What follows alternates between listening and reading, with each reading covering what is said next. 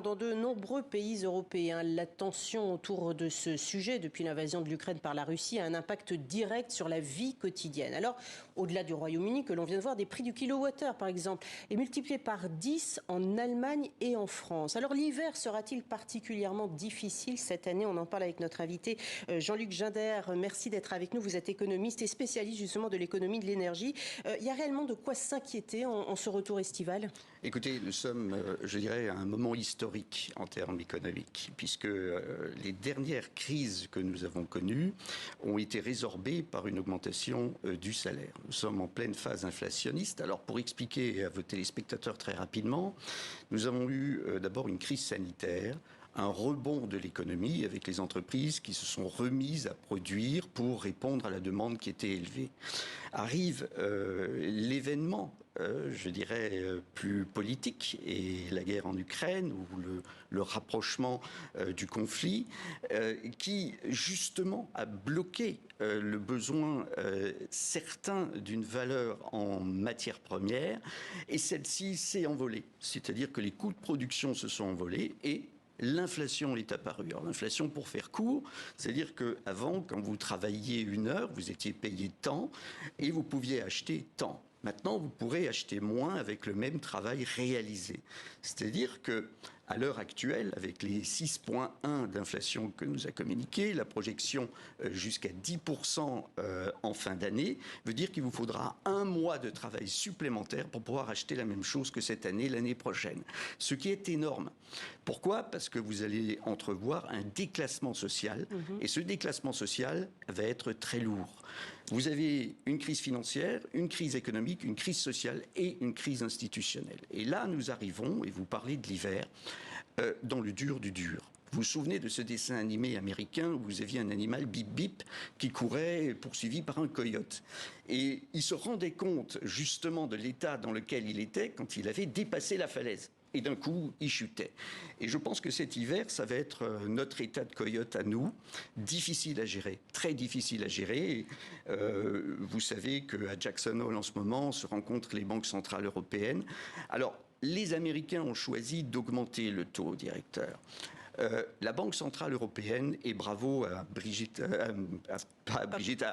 Christine Lagarde, pour sa position, qui est une position dure. Je trouve que cette femme est rentrée dans les livres d'histoire. Quelle est-elle, cette position? Sa position est de dire, et elle l'a fait le 21 juillet de l'année passée, de cette année, augmenter le taux de 0,5. C'est-à-dire ne pas suivre un emballement, ne pas augmenter les taux à une vitesse exagérée, parce que ce ne serait que empirer la situation.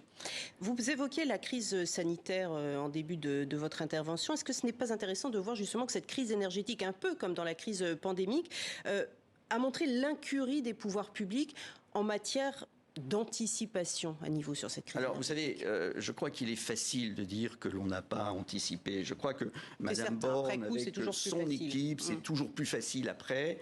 On essaye de corriger parce que ça va être très difficile. Il faut savoir qu'en France, 1789, c'est le salaire médian. C'est intéressant ce chiffre, 1789. Ça veut dire que 50% de la population gagne plus, 50% moins.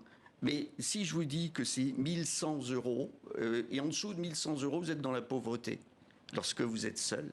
C'est 2300 lorsque vous êtes une famille de 4 personnes. Donc ce qui veut dire que le plus grave, ça va être le déclassement. Le plus grave, ça ne va pas simplement sentir le froid, et vous le sentez, c'est pour ça que je dis que nous vivons là tout de suite un moment historique.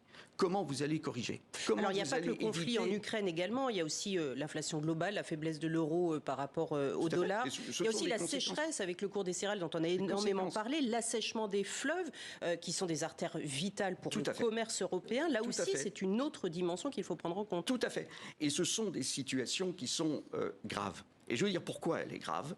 Parce que la situation ukrainienne, on a pensé que ça allait être du short time, du court terme. Et c'est pas du court terme. On est parti sur des spéculations de 7 ans, voire plus. Et vu les positions géopolitiques qui sont en train de compliquer la situation, Taïwan, etc., nous avons devant nous une dizaine d'années très difficiles. Et ces 10 ans, c'est le déclassement social. Et le déclassement social, pour vous, pour moi, nous ne pouvons pas y être insensibles. Il y a dans ce pays 3 millions d'enfants pauvres. Dans ce pays, je parle de la France. Alors, si vous ramenez ça à l'Europe, c'est énorme. Il y a 12 millions de personnes qui vivent dans la précarité. Pensez-vous que les pouvoirs publics et le gouvernement de Mme Borne soient capables de tenir 10 ans en donnant de l'argent public pour que d'autres sortent justement d'une pénurie pas grande? Pensez aux enfants. Pensez à tous ces gens qui sont livrés à eux-mêmes. Parce qu'en fait, dans peu de temps, vous allez vous rendre compte que vous ne pouvez compter que sur vous-même. Alors, la situation est ce qu'elle est. Nous sommes partis pour une tension économique sur les 7 ans. On vous parle de stagflation. La stagflation se dessine. Alors, qu'est-ce qui pourrait stopper tout ça? Je crois que c'est l'espoir qu'il faut donner. Très bref. C'est la fin du conflit ukrainien. Et là, vous avez exactement la même situation qu'avec le blé. Vous vous souvenez du niveau élevé du blé. Et lorsque l'Ukraine a commencé à livrer, vous avez eu une normalisation des prix. Tout, en fait, est extrêmement psychologique et réel. Le conflit entraînera à nouveau une reprise économique. La fin du conflit entraînera une reprise économique et une normalisation. Mais là, nous sommes partis dans un monde très compliqué. Et souvenez-vous de ces mots.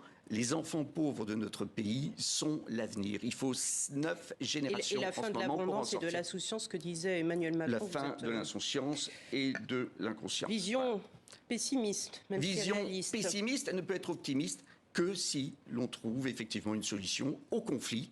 Et ça, je crois que la France a des diplomates merveilleux, a une façon d'attaquer les choses et de jouer sa diplomatie comme il faut. Et je crois qu'il faut penser avant tout, si on se bat, pour le chef de l'État, il y a eu les petits déjeuners pour les enfants pauvres, il y a ces choses qu'il faut entreprendre et il faut s'en souvenir. Et voilà, et comme je vous parlais... au nom de l'Union européenne et dans un bloc commun. Merci beaucoup Jean-Luc Gindert, économiste, pour votre analyse aussi pessimiste soit-elle de la situation. Alors pour les petits enfants pauvres, je pourrais faire un petit coucou à une petite Aurore qui a 8 ans et voilà, elle se reconnaîtra. Et la vie n'est pas difficile et je pense que pour elle, la vie se devra d'être meilleure et ça, il n'y a que nous qui sommes en mesure de le faire. Je vous remercie pour votre invitation. Merci beaucoup, monsieur.